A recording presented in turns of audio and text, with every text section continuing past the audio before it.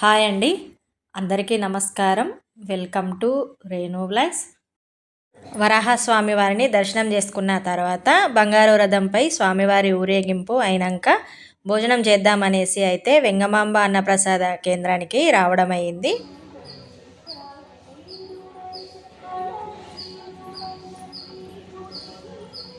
ఎప్పుడు ఈ ప్లేస్కి వచ్చినా ఏదో తెలియని సంతోషం వస్తుంది.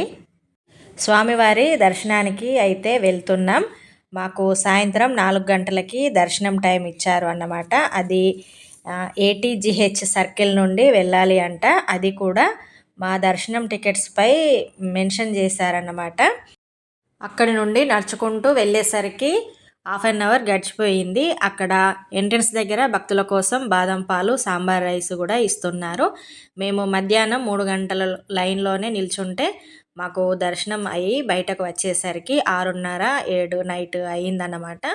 దర్శనం మాత్రం అద్భుతంగా జరిగింది. చాలా ఆశ్చర్యకరమైనటువంటి విషయం ఏంటి అంటే జయ విజయల దగ్గర నుండి స్వామివారిని దర్శనం చేసుకున్న తర్వాత బయటకు వచ్చేసరికి రైట్ సైడ్లో వైకుంఠ ద్వారం ఉంది అన్నమాట. ఆ ద్వారం నుండి లోపలికి పంపించారు.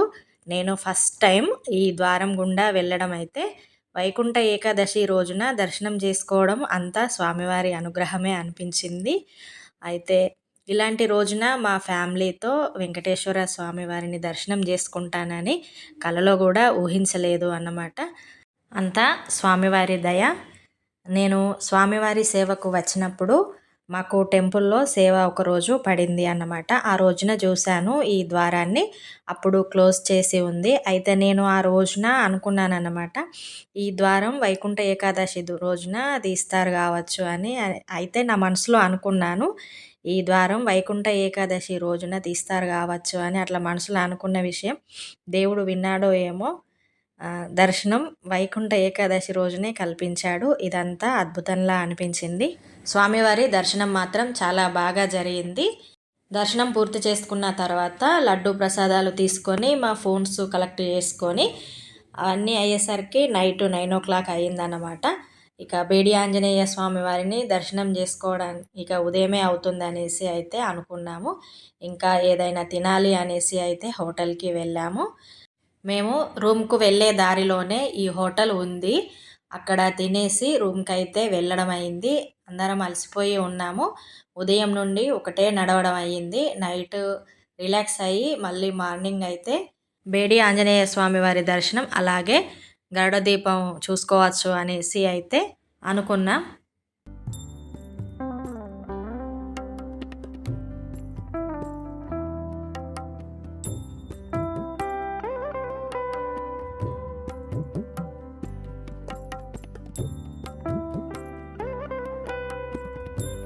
ఎర్లీ మార్నింగే స్టార్ట్ అయ్యామన్నమాట. అక్కడికి వెళ్ళే దారిలోనే ఈ చిన్నగా షాపింగ్ చేద్దామనేసి మా పిల్లలు అంటే చూస్తున్నాం.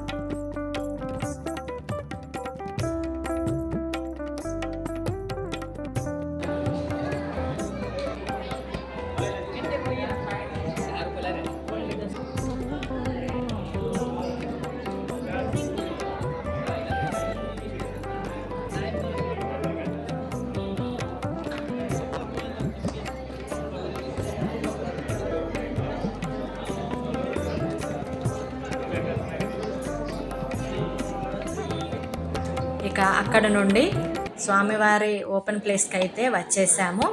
స్వామివారికి ఎదురుగా దీపాలు వెలిగించి బేడి ఆంజనేయ స్వామివారిని దర్శనం చేసుకున్నాము. ఆ తర్వాత అక్కడికి దగ్గరలో ఉన్నటువంటి బాటగంగమ్మ తల్లి దేవాలయంకు వెళ్ళి అమ్మవారిని దర్శనం చేసుకోవడం అయింది అన్నమాట.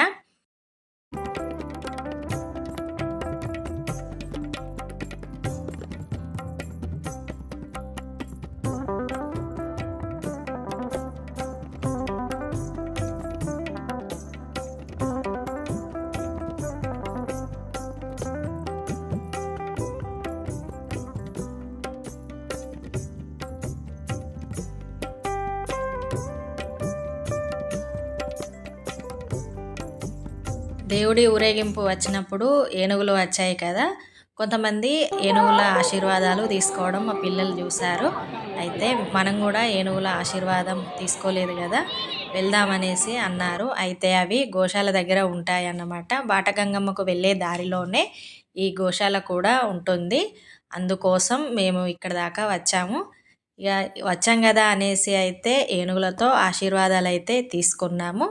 అయితే అక్కడ ఉన్నవారు వద్దు రావద్దు అని అయితే అన్నారు. కానీ వారిని కొంచెం రిక్వెస్ట్ చేసి ఎక్కువసేపు అక్కడ ఉండకుండా త్వరగా బయటకు వచ్చేసాము. అయితే అక్కడే ఉన్నటువంటి చిన్ని లేగదూడలను చూసి అయితే మా పిల్లలు అక్కడ నుండి అస్సలు కదలట్లేదు. వాటితో కాసేపు టైం స్పెండ్ చేయడం అయింది. లోపల స్వామివారికి నవనీత హారతికి సంబంధించిన వెన్నను ఈ ప్లేస్లోనే తయారు చేస్తారన్నమాట. దాదాపుగా ఇక్కడికి ఎవరిని రానివ్వరు. డోర్ లాక్ వేసి ఉంది. మేము వచ్చిన టైంలో అయితే బయట నుండే అద్దంలో నుంచే మా పిల్లలకు చూపించాను. వెన్న ఎలాగ తయారు చేస్తారు అనేది, ఆ పాత్ర అవి ఇవి అన్నీ చూపించాను అన్నమాట. నేను ఇంతకుముందు సేవకు వచ్చిన టైంలో లోపల వరకు వెళ్ళి కృష్ణయ్యని చూశాను. అవి తయారు చేసే ప్లేస్ కూడా చూశాను అన్నమాట. ఇక్కడ ఈ ఆవుల ద్వారానే స్వామివారి అభిషేకానికి కావలసిన పాలు ఈ గోవుల నుండే తీస్తారంట. స్వామివారి అభిషేకానికి తీసుకువెళ్తారంట. ఎంతటి అదృష్టమో కదా వీటిని చూడడం. వీటి గాలి తగిలిన ఆరోగ్యానికి ఎంతో మంచిది.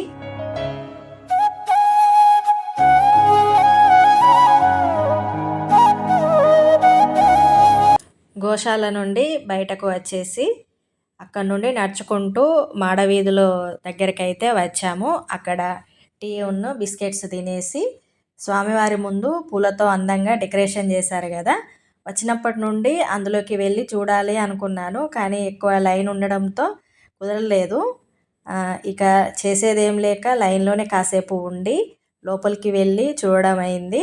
చాలా అందంగా అమ్మవారిని స్వామివారిని అలంకరణలతో పూలతో పండ్లతో చక్కగా ఉంచారు. ఇక్కడ నుండి వెళ్ళేలోపు ఒకసారి అయినా చూడాలి అనుకున్నాను, చూసేశాను. మాకు రిటర్న్ ట్రైన్కి టైము అవుతుందన్నమాట.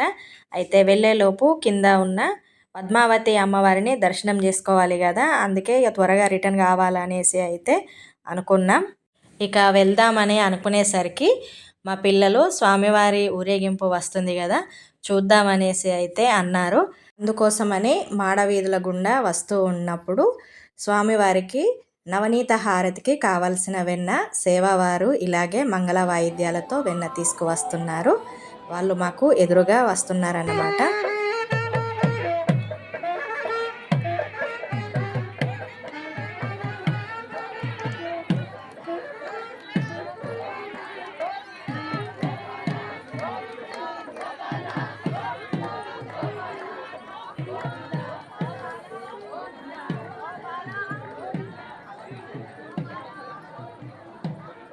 ఆ తర్వాత కొంత సమయం తర్వాత ఇక్కడ సన్నిధి గొల్ల కనిపించారు. సన్నిధి గొల్ల అంటే వెంకటేశ్వర స్వామి వారిని మొట్టమొదటగా తలుపులు తెరిచిన తర్వాత చూసేదే ఈ సన్నిధి గొల్ల అన్నమాట. అంతటి అదృష్టవంతులు వీరి కుటుంబ సభ్యులు. అందుకే వీరితో అందరూ ఫోటోలు దిగుతున్నారు. అప్పట్లో వీరి ఇంటర్వ్యూ కూడా వచ్చింది. మేము దాదాపు 2 గంటల నుండి ఎదురు చూస్తూ ఉన్నాము స్వామివారి ఊరేగింపు ఎప్పుడు వస్తుందా అనేసి. అయితే ముందు గజరాజులు వస్తూ ఉన్నారు, ఆ తర్వాత స్వామివారి పల్లకి వస్తుంది అన్నమాట. ఎప్పుడైనా 5 గంటల వరకే మాడవీధుల్లోకి స్వామివారు వస్తూ ఉండిరి. ఎందుకో ఈసారి లేట్ అయ్యింది. వచ్చేసరికి సాయంత్రం 6 అయ్యింది అన్నమాట. మా పిల్లలు ఎప్పుడూ చూడలేదు ఇలాగా స్వామివారి ఊరేగింపు. లేట్ అయినా సరే వారి కోసం ఉండి దర్శనం చేసుకున్నాం అన్నమాట.